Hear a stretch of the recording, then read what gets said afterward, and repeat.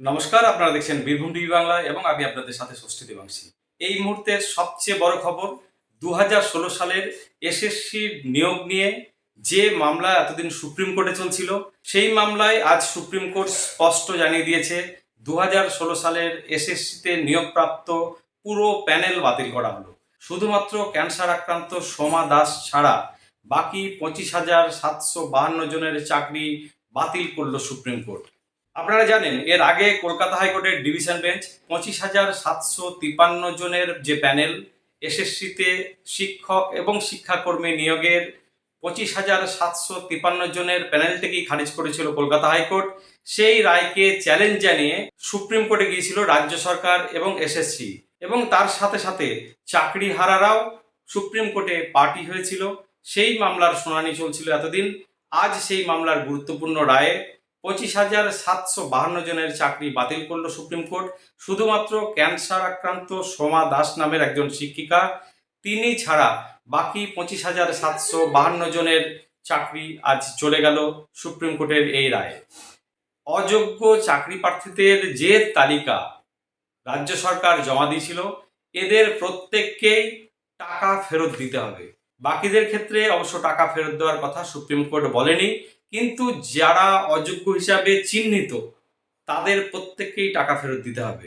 In service candidate যারা ছিলেন, অর্থাৎ যারা সরকারের অন্য বিভাগে বা এর আগে অন্য কোনো স্কুলে চাকরি করতেন, তারা তাদের পুরনো কর্মস্থলে 3 মাসের মধ্যে ফিরতে পারবেন। এবং বিশেষভাবে সক্ষম যারা এই চাকরি করছিলেন, নিয়োগের পরবর্তী পর্যায় পর্যন্ত তারা বেতন পেতে থাকবেন। পুরো রায়ের কপি হাতে এলে বোঝা যাবে আরও কি কি গুরুত্বপূর্ণ কথা এই রায়ে আছে। কিন্তু যেটা পরিষ্কার, এখন পর্যন্ত 25,752 জনের পুরো প্যানেল খারিজ করেছে সুপ্রিম কোর্ট। আপনাদের মনে থাকবে, হাইকোর্টের রায়ে আরও একটি গুরুত্বপূর্ণ কথা বলা ছিল যে এই অযোগ্যদের বাঁচাতে সরকার সুপার নিউমেরারি পোস্ট তৈরি করেছিল। এই সুপার নিউমেরারি পোস্ট তৈরির ক্ষেত্রে যারা যারা যুক্ত ছিলেন, হাইকোর্টের রায়ে বলা ছিল এদিকে সিবিআই জেরা করতে পারবে।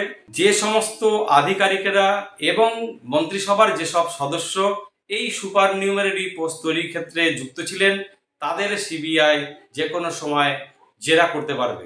এই বিষয়ে সুপ্রিম কোর্টের রায়ের কপি হাতে আসলে সেটা জানা যাবে। এই 25,753 জনের মধ্যে যারা নিজেদের যোগ্য বলে দাবি করছেন, যাদের অযোগ্যতার কোনো প্রমাণ কেউ দিতে পারেনি, সেই সমস্ত যোগ্য প্রার্থীরা আজ কান্নায় ভেঙে পড়েছেন। এরই মধ্যে আরও একটি গুরুত্বপূর্ণ প্রশ্ন উঠছে, 2017 সালের প্রায় 43,000 প্রাথমিক শিক্ষকের মামলাও কিন্তু হাইকোর্টে চলছে। এর কোনো প্রভাব সেই চাকরির ক্ষেত্রে পড়ছে কিনা, অর্থাৎ এর পরবর্তীতে প্রাথমিক শিক্ষক প্রায় 43,000 যারা এখন চাকরি করছেন, তাদের ক্ষেত্রে কি হবে, সবার নজর কিন্তু এখন সেদিকেও রয়েছে। আপনাদের আরও মনে থাকবে, হাইকোর্টের সিঙ্গেল বেঞ্চ কিন্তু প্রথমেই রাজ্য সরকার এবং এসএসসিকে অযোগ্য চাকরি প্রার্থীর চিহ্নিতকরণের কথা বলেছিল। সেই কাজটি যদি তখন সরকার এবং এসএসসি করতে পারত, তাহলে যোগ্য প্রার্থীরা চাকরিতে থেকে যেত বলেই মনে করছে অনেকে। সুপ্রিম কোর্টে দীর্ঘদিন এই মামলা চলার পর আজকে এই রায়দান হয়েছে। রায়ের কপি এলে আরও বিস্তারিত জানা যাবে।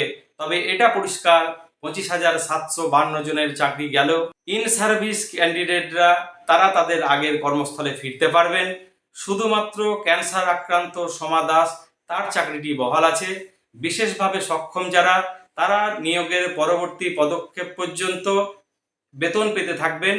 এসএসসিকে আবারও 2016 সালের ওই সমস্ত পরীক্ষার্থীদের নিয়ে এই নিয়োগ প্রক্রিয়া সম্পন্ন করতে হবে। 3 মাসের মধ্যে এই এসএসসি 2016 সালের সমস্ত চাকরি প্রার্থীদের নিয়ে নিয়োগ প্রক্রিয়া শুরু করে দিতে হবে। এই মামলার পুরো বিষয়টা নিয়ে যদি আমরা স্মৃতিচারণ করি, তাহলে আমরা দেখতে পাবো এসএসসি এবং রাজ্য সরকারের এই নিয়োগ প্রক্রিয়াটিকে বাঁচানোর জন্য নিরন্তর চেষ্টা ছিল। বারবার যে সমস্ত প্রশ্ন উঠে এসেছে যে এই 2016 সালের এসএসসিতে যারা বসেছিলেন, তাদের ওএমআর সিট কোথায়। সিবিআই তদন্ত করে দেখতে গিয়ে দেখেছিল এই সমস্ত ওএমআর সিট নষ্ট করে দেওয়া হয়েছে। এই ওএমআর সিটের স্ক্যান কপি করার দায়িত্ব যাদের দেওয়া হয়েছিল, নাইসা বলে একটি সংগঠনকে, তারাও দেখা গেছে পরবর্তীতে আরও একটি থার্ড পার্টিকে দিয়ে এই স্ক্যানের কাজ করিয়েছিল।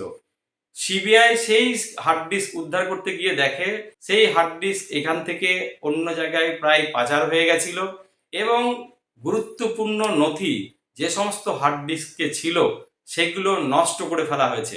অর্থাৎ এই মামলার প্রামাণ্য নথি যেগুলো সেগুলো প্রায় সমস্তই নষ্ট করে দেওয়া হয়েছে। সেই ওএমআর শিট বলুন, ওএমআর শিটের স্ক্যান কপি বলুন, যার ফলে এসএসসি আলাদা করে অযোগ্য প্রার্থীদের চিহ্নিতকরণের কাজটি হাইকোর্টে করেনি, যেটা করলে মনে করা হচ্ছে শুধুমাত্র অযোগ্যদের বাদ যেত, যোগ্য প্রার্থীদের চাকরি থেকে যেত। এই কাজটি না করে এসএসসি এবং রাজ্য সরকার এবং চাকরিহারাদের বড় একটা অংশ তারা সুপ্রিম কোর্টে গিয়ে মামলা করে এবং সমস্ত পক্ষের বক্তব্য শোনার পর সুপ্রিম কোর্ট মনে করেছে যে যোগ্য এবং অযোগ্য বাছাই করা কার্যত অসম্ভব। 25,752 জনের চাকরি গেল, কিন্তু এর জন্য দায়ী কারা? এটাই হচ্ছে সব থেকে বড় প্রশ্ন।